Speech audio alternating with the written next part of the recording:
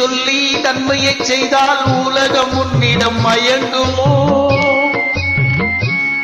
நிலை உயரும் போது பணிவு கொண்டால் உயிர்கள் உன்னை வணங்கும். உண்மையை சொல்லி நன்மையை செய்தால் உலகம் உன்னிடம் மயங்கும். நிலை உயரும் போது பணிவு கொண்டால் உயிர்கள் உன்னை வணங்கும்.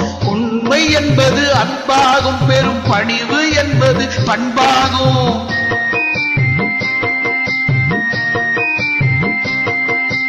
உண்மை என்பது அன்பாகும், பெரும் பணிவு என்பது பண்பாகும். இந்த 4 கட்டளை அறிந்த மனதில் எல்லா நன்மையும் உண்டாகும், எல்லா நன்மையும் உண்டாகும்.